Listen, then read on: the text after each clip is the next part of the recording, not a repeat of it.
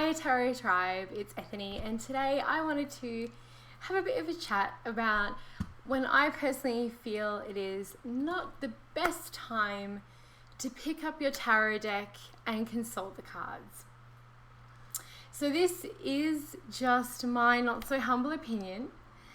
You really do need to decide for yourself and your practice and your energy and your beliefs and the way that you like to read tarot, where your line is with when you're going to read your cards and when you're not going to read your cards.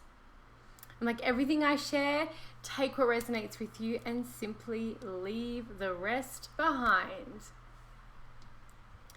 So before I jump into my 6 times list, tarot reading is a part of my profession. I have had to pull it together and work through client readings or client agreements in regards to like live Skypes and things like that when I haven't been feeling 100%, or I've had to really focus on getting my creative juices flowing when I have set aside time to do work on projects and I have put deadlines in place so that I get these things done. Even with a busy life of being a single full-time mum and also running my own business on top of it. So please know that I understand even with this list that everything here is not a hard or fast rule. They are more like suggestions for when it may be a good idea to have a hot second think and just think, okay, well, is there something else I can consider, or is it best to just shelve the deck for another day? I have found if you do try to read sometimes when you're foggy or too busy or some of the other things like sick that's on this list, you may find that your readings are unclear, or you may be picking up on someone else's energy, or even the tarot may read you if you're currently in a situation where you're going through a lot of stuff yourself. So I just have found that on occasion, when I've tried to do some of these things, it's not been the best. So let's jump into the list now that I've given all of those sort of explanations at the beginning. So the first one for me is if it crosses your line with your ethics. This is not a good time to read the cards. If a reading crosses my ethics line, or it is about a subject that I'm uncomfortable with, I will not read the cards. I will refund the payment and say thank you so much, but this is not something that I do. And I have a huge library of stuff on the internet in regards to ethics and tarot reading and the type of reader that I am. And really in short, you know, I'm not a doctor. I will not diagnose readings. I'm not a lawyer. I will not give you legal advice. I'm not a financial advisor or planner. I will not tell you how to invest your money. Those sorts of things are definitely my lines. I have 3 posts on ethics and videos on ethics, including that really great chat with Spread This Witches on YouTube that we had a couple of months ago. So I will pop that in the blog post over at ethany.com if you want to go check that out. But if it crosses your ethics line, I mean, for me, I just won't do it, and I highly advise against doing it as well if you find that this is something you do not feel comfortable with. There are always going to be other clients out there for you. It can be a bit of a slippery slope once you go, oh, I'll just do it this time, but that has to be something that comes from within you. The second time is when you're sick. So this is going to be something for me that I find that I struggle with, because tarot for me is ritual. I create sacred space, I connect with my guides, I hold space for people. So even after a day of full readings, I'm pretty tired. So if I stack that on top of being really sick, it's really out of the question. The other thing is that I don't really want to have to fight through a foggy mind and a sore body. I have, gone and taken cold and flu tablets, and I found that has helped me get through a day if I really need it, because I do feel there is a difference between feeling a little bit shitty and being so sick you can't move. And those, again, are those times you have to figure out whether it works for you or not. But if I'm really sick and I can not do readings on the day, and if I'm really, really sick, I won't do it. I'll just reschedule and let my clients know. My third time is when shit is really crazy for yourself. And I liken these times to when you feel in your life that you'd rather be facing down a T-Rex. When you are currently going through personal crisis, and I'll have to find Scarlett, I'm not remembering your name. I'll have to find the video in regards when, because Doreen Virtue is a very big buzz thing in our community right now, and Scarlett Witch was talking about when you can't be the teacher and the student in the same time, in the same space. And I guess that's sort of what I'm likening this to. So if you're going through crisis, yes, the crack pipe can still deliver water. Yes, the channeler who is healing can still channel healings. And yes, the reader who has got stuff going on can deliver an amazing reading. But if things are going through that crisis for you, just check in with yourself and see whether this is a really good time to be doing readings or not.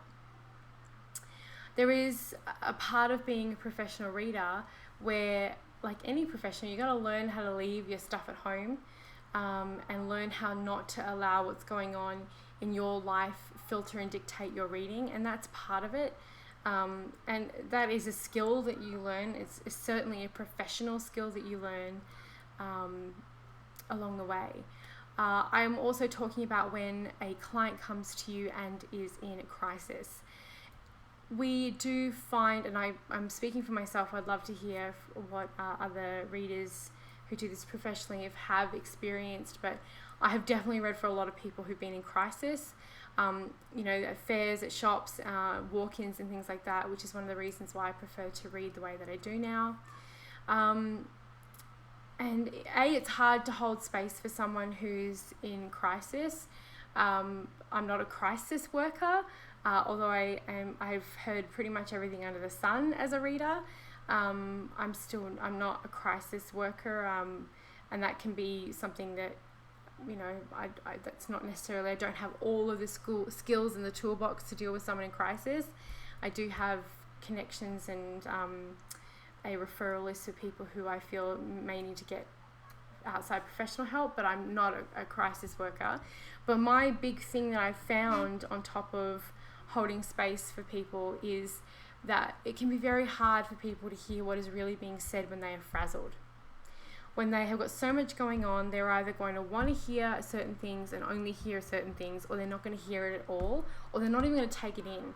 I've sat in readings where I've had a client just completely just regurgitate everything back at me, ask me the same questions over and over and over again, and was clearly not taking any of it on board. And that's what I'm kind of talking about. So allowing some space for your client to breathe and to calm and to center and to get a little bit more clarity and more peace before they come and sit with you or before you read for yourself will allow the messages to flow much easier and allow for the message to actually be heard. The fourth one is when you're too close. So how do you determine that? How long is a piece of string? Well, this is something, as I mentioned before, you are going to have to determine for yourself.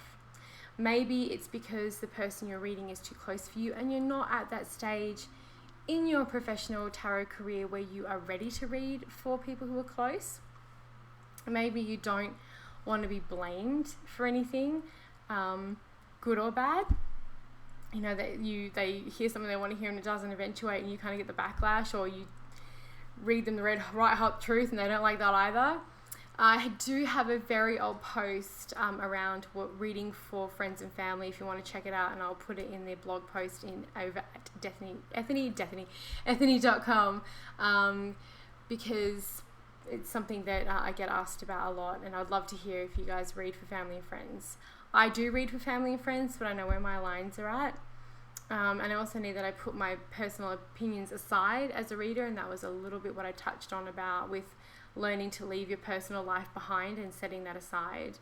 But I also need to check in with myself and be like, am I the mouthpiece that they need to hear this from?